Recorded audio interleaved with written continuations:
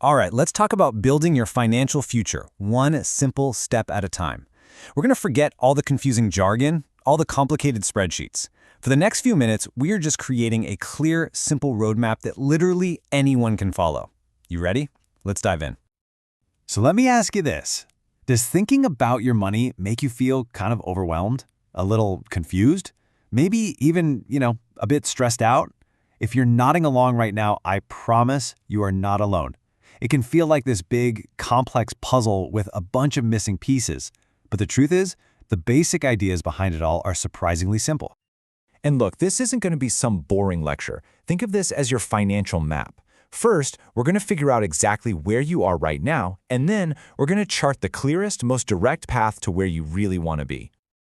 And please, forget about becoming some kind of Wall Street genius overnight. That's not the goal. The real goal here is way more powerful. It's about giving you the clarity and the confidence to just take that very first step, and then, well, the next one after that.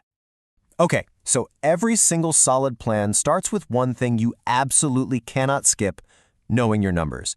This is where we get a really clear, honest snapshot of what's happening with your money right now. No judgment at all, just the facts.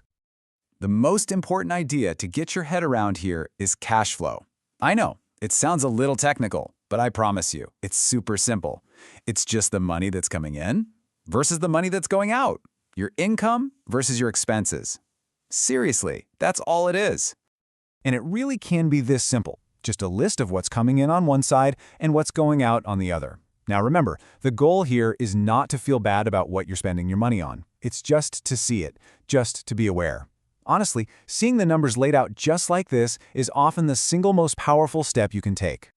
So, once you have that awareness, once you can see everything clearly, you can move from just watching to actually building. And that brings us to our second pillar, creating a solid foundation.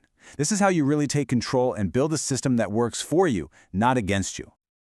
I really want to reframe the word budget. For most of us, when we hear that word, we think restriction, right? Like a financial diet. But what if a budget is the exact opposite of that? What if it's actually a plan that gives you permission to spend money on the things you love, totally guilt-free?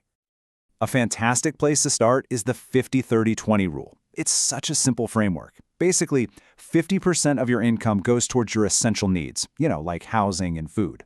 30% is for your wants, the fun stuff. And that last, and honestly most important, 20%, that gets aimed at savings and paying down debt. It's not a rigid rule, it's just a guide to get you going. So what's the very first target for that savings?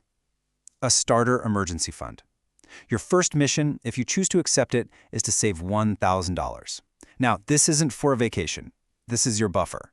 It's the thing that stands between you and life's, unexpected curveballs. It's your financial safety net. And once that safety net is in place, we can confidently move on to our third pillar, creating a real strategy to tackle your debt. This is where we stop playing defense and start playing offense with our money. Now, it's so important to understand that not all debt is the same. There's good debt, which can be an investment that builds your wealth, like a mortgage. But then there's bad debt, and I'm thinking of high-interest credit cards here. That stuff actively costs you money and just holds you back. So our mission is to get rid of that bad debt and get your income back for yourself.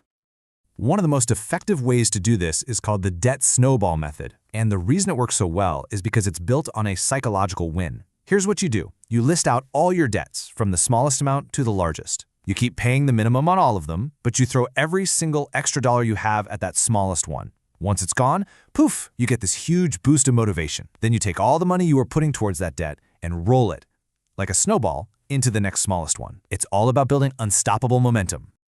And this brings us to our final and honestly my favorite pillar, growing your future.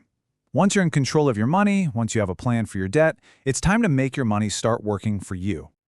This chart right here shows the single most powerful force in all of finance, compound interest.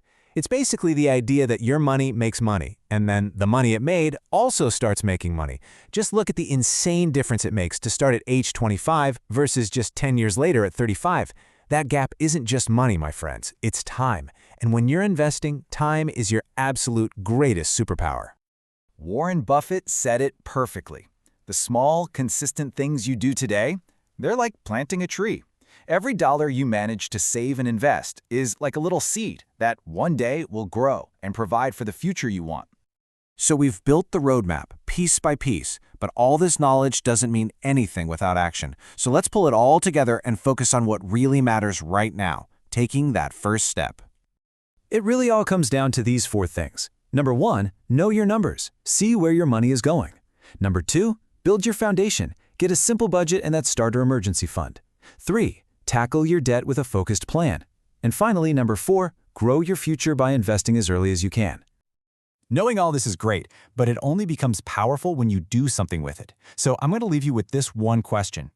What is the one tiny, small action you can take today to get started? Maybe it's just writing down what you spend for the rest of the day.